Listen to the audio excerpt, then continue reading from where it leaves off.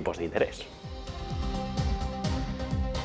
Aunque en el capítulo de la guerra miramos lo primero al desmentido que anuncia la agencia Reuters con respecto de la última hora de la jornada de ayer de la Comisión Europea, diciendo que se había reducido significativamente la dependencia de la red energética de Rusia 18 meses después de iniciar el conflicto de Ucrania. Pues bien, cuenta el medio británico que la gasista Gazprom sigue enviando gas a Europa a través de Ucrania con un volumen que en este miércoles es de más de 42 millones de metros cúbicos, y todo, recordemos, después de que la Comisión, el Ejecutivo Comunitario, diera hace unas horas por acabada la dependencia de la Unión Europea respecto a los combustibles fósiles rusos como el carbón o el petróleo, y considera que el gas natural ruso también está desapareciendo rápidamente del mercado europeo, aunque Gazprom lo que sigue es haciendo enviar todos sus suministros a través de Ucrania.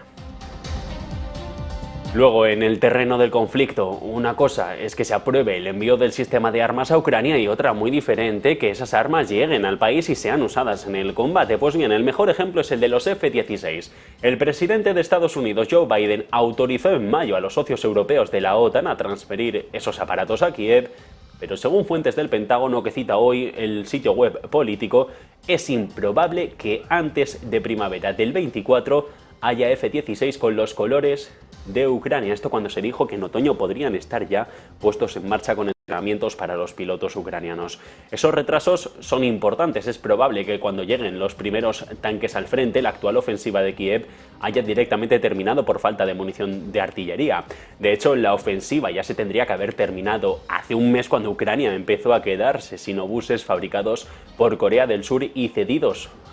por ese país a Estados Unidos, que luego se los envió a Ucrania. Lo mismo pasa con otras armas. Los aliados ucranianos han dicho que le van a dar 130 tanques Leopard 2. Hasta la fecha solo se han recibido 95, según publica Forbes, que estima que Kiev no va a tener la totalidad de los cerca de 400 carros de combate hasta tal vez el mes de enero. Para entonces Ucrania debería disponer de varias baterías de HIMARS más y otros sistemas que le fueron prometidos en 2022, pero todavía están siendo fabricados. Sobre los Patriot y estos sistemas de defensa, Alemania se ofrece a ampliar el despliegue de 3 unidades de estos Patriot en Polonia hasta finales de año, según el Ministerio de Defensa, aunque más allá de la fecha no se prevé mantener la presencia, alegando que algunas de las unidades eran necesarias para que se usaran en una fuerza de respuesta rápida de la OTAN en 2024, mientras que otras debían someterse a mantenimiento. Junto con 3 unidades de defensa antiaérea Patriot, unos 300 soldados alemanes se han destacado en la ciudad polaca de Zamość, a unos 50 kilómetros de la frontera con Ucrania, desde principios de este pasado año.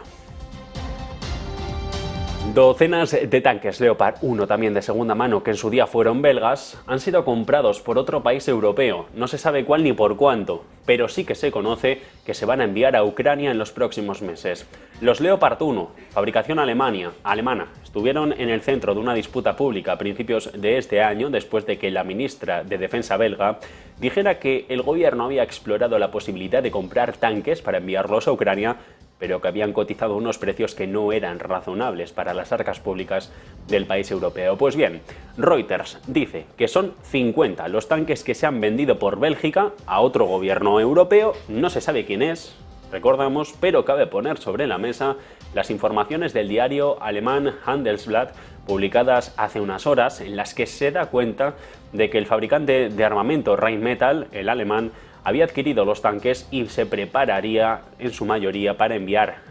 casi todos y exportarlos a Ucrania. En el combate del día a día, Rusia confirma haber derribado 2 drones ucranianos cerca de Moscú, uno en un importante aeropuerto al sur de la ciudad y otro al oeste de la capital. Uno derribado cerca de Domodedovo, donde se encuentra uno de los mayores aeropuertos internacionales del gigante eurasiático, y otro cerca de la autopista de Minsk, según el alcalde de la capital. En los últimos días, lanchas teledirigidas ucranianas, también denominadas drones, han atacado un buque cisterna de combustible ruso y una base naval en el puerto ruso de Novorossiysk, en el Mar Negro.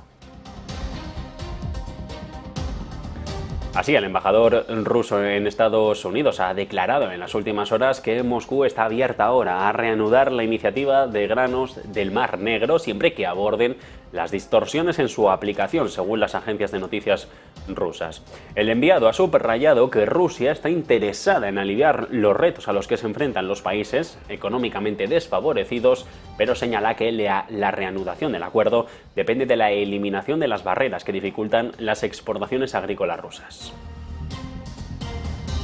El grano, el caso es que lo quiere tomar Turquía ahora como la base para revivir el entendimiento con un alcance ampliado, pidiendo a los países occidentales que ayuden a convertir esta iniciativa del Mar Negro en la base para una paz entre Rusia y Ucrania. Son las palabras que ha pronunciado en las últimas horas el presidente de este país, Recep Tayyip Erdogan, agregando que los dos líderes, Vladimir Putin y Volodymyr Zelensky, comparten la sensibilidad sobre la necesidad de que el grano llegue a África. El caso es que a lo largo del año la duración del acuerdo del grano,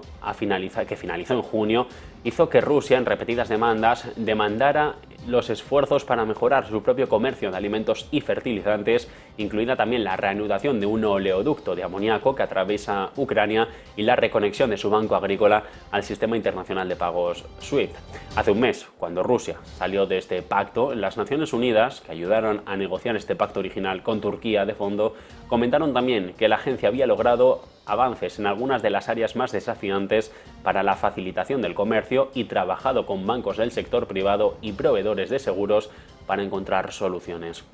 Las exportaciones de cereales de Rusia son fuertes a día de hoy y sus ventas de fertilizantes están a punto de recuperarse por completo. Entre tanto, y a pesar de que se esté recuperando por completo, la realidad es que la cosecha rusa ha sido positiva y los puertos de grano de este país están ahora desbordados después de que dos grandes cosechas durante los últimos ejercicios hayan creado un superávit en esto de las materias primas para el Kremlin. Eso significa que cualquier escalada militar a día de hoy en el Mar Negro corre el riesgo de privar al mundo de grandes cantidades de cultivos con los que cuenta. La capacidad del puerto se está estirando a medida que el gigante del trigo lucha ahora por liquidar todos los volúmenes, a pesar de las exportaciones masivas. De hecho, Rusia ha enviado más de 4 millones de toneladas de trigo en julio, un récord mensual y casi un 60% por encima de la media. Algunas terminales en el mar de Azov han dejado de aceptar granos debido a la falta de capacidad de almacenamiento, lo que se traduce en un problema para los agricultores, y la situación en el Mar Negro persiste o empeora porque ralentizaría los flujos rusos y no tendrían a dónde enviar su cosecha, que es fundamental, de hecho, para el suministro mundial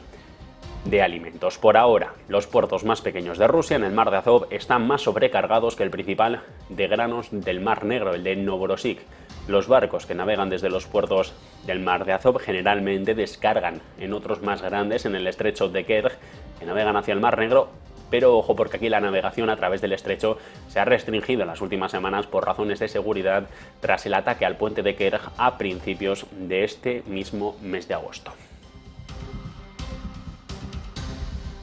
Y esto con consecuencias en nuestro país. La sequía empieza a pasar factura al campo y reaviva el fantasma de la inflación. En pleno veto de Rusia al grano ucraniano, el Ministerio Español de Agricultura advierte en un informe sobre producción agraria, con datos de las comunidades autónomas, de una caída generalizada tanto en rendimiento del campo como en la superficie cultivada. Aunque dicho informe